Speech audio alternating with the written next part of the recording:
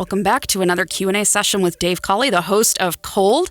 We're talking about Season 3, Episode 6, which starts with kind of an 80s flashback. It does, like a literal 80s flashback. Talk to me about this rabbit hole. How did you find this? Burt Reynolds stars as BL Stryker. Sorry, I had to do the voice. It was something that came up through my research, a reference to this old TV show called BL Stryker. And it was a prison informant who was talking to the FBI, saying that one of our two suspects in the Sheree Warren case, Carrie Hartman, had seen this show on TV and had reacted to it. And the reason that he had reacted to it is because the show depicted a serial rape investigation. And that's exactly why Carrie Hartman was in custody with this informant. I had never heard of this show, BL Stryker. I was curious about it, so I went ahead and found a DVD set on eBay, ordered it, watched it, so I could understand what was the context that this informant was reaching out to.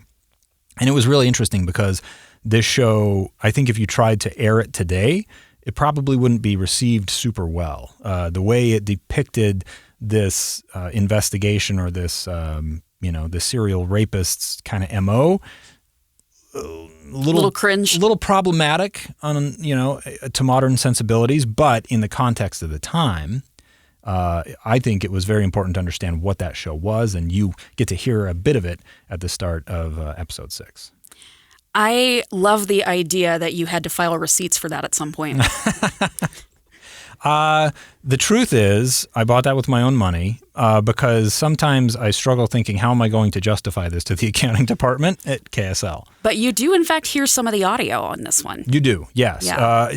Where it's relevant. I mean, so interestingly enough, this show, there's a sound clip at the very end of the episode where you hear Burt Reynolds say something along the lines of, you have no hair fibers, you have no evidence off the jacket, you got nothing. And it aligns like exactly with where police were in the Sheree Warren investigation. So it dovetailed into this episode very nicely. Yeah, well, speaking of that jacket, that becomes a really critical point in this episode. We've been talking, I think for a few episodes now, about the discovery of a jacket that we think belonged to Sheree Warren in an apartment belonging to Carrie Hartman that he'd moved to after she disappeared. That's right. Which means it had to have moved with him if it was in fact hers. But there are so many questions. Was that the jacket that she was wearing? Where have you come down so far? Do you have any reason to believe that you know which version of which coat she was wearing is the truth? It's very difficult because in talking to people about this case, even people who have investigated this case, understanding the importance and relevance of this jacket is a real challenge. I think people struggle with it. I've struggled with it. What I've come to understand is on the day Sheree Warren disappeared, she left for work. Her mom said that she left from her parents' house. Carrie Hartman said that she left from his apartment. Those two statements are in conflict with one another. Now, after Sheree disappeared, her mom described what she was wearing to police. She didn't mention a jacket. Fast forward a year and a half, Carrie Hartman's arrested in this rape investigation. Police go into his condo. They are serving a search warrant, and they find this jacket. They take a picture of the jacket. They show it to Sheree's mom. Sheree's mom says at that time, that's what Sheree was wearing the day she went to work. So if Sheree's mom is right, and Sheree left for work from her mom's house wearing that jacket on the day she disappeared, there's no way it could have ended up later in Carrie Hartman's condo unless she and Carrie were together at some point during that day. Now, Carrie Hartman tells a different story.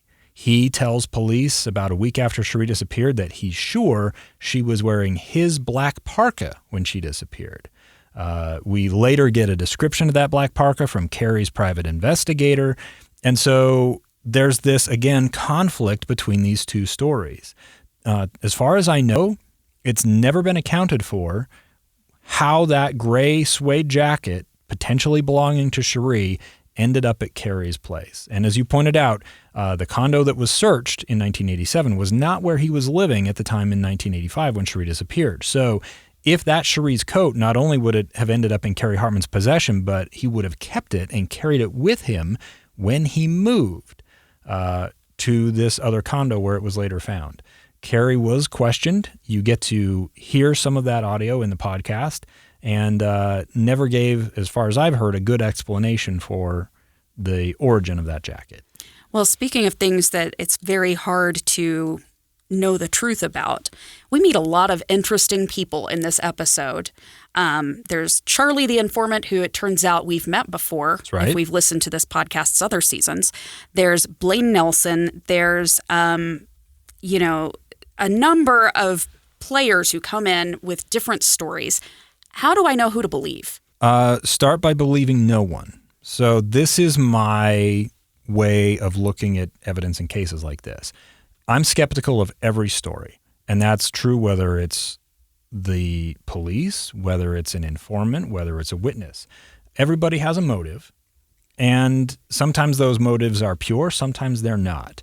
When we get to this part of the Sheree Warren case and we're looking at the accounts of informants or, people who were incarcerated with Carrie Hartman and they're telling their stories, some of them have things to gain by cooperating. Either they're going to hurt Carrie because they don't like him, or they're going to try to get a better situation for themselves. Charlie, the informant, who told us this story about the old TV show that Carrie had watched, we learn is somebody that we heard from in Cold Season 2. His real name is William Babel. And in both of these cases, Babel tried to provide information that was deemed to be not credible. So I can share with you what he said, but I will warn you and warn anybody who listens to this podcast to take that with a huge grain of salt. Likewise, with another informant we hear in this story who talks about Carrie Hartman burying a body off the side of the interstate in a place between Ogden, Utah, and Evanston, Wyoming. We know police went and searched. They didn't find her there. That man, David Westmoreland, not credible. Where it gets even more tricky, as you point out, was this other individual, Blaine Nelson. Now, Blaine Nelson and Carrie Hartman were both at the same time in Ogden believed to be serial rapists. And they end up incarcerated together for a brief period of time after they're both arrested. This creates a crossover because Blaine Nelson later tries to take responsibility for the crimes that police had attributed to Carrie Hartman. And so Hartman says he didn't commit these rapes. Blaine Nelson says he did commit these rapes, but neither of these two men are really believable, in my mind, based on their statements. And so trying to unravel that knot and get to the truth in this story, really complicated. It's also really interesting to me what we learned about Carrie's life in jail, that he was able to negotiate which jail he was being housed in. And honestly, kind of the level of security that he was with. I know you can make an argument for, should somebody who's been sentenced for a crime be able to earn their way into some perks, if you will, as a means to encourage them to have good behavior, because otherwise, what's their motivation? At the same time, I think a lot of people would be surprised to find out that a convicted serial rapist was playing handball. So everybody who's incarcerated deserves to have a life, and they should have opportunities to recreate, to socialize, unless they do something that requires keeping them under such strict security. What we know about Carrie Hartman is that the crime he committed, was convicted of committing by a jury and sent to prison for, was a serious crime. This was a big-time felony, and most people convicted of that type of crime in the state of Utah would serve their sentence at the state prison. But when Carrie arrived at the prison, he told the Department of Corrections, "I'm a former cop."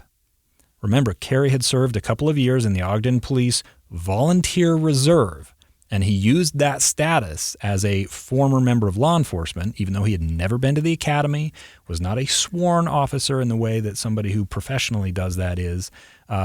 He said his safety would be compromised if he was kept at the prison with other violent felons. And so the Department of Corrections decided to allow him to serve his time at a county jail.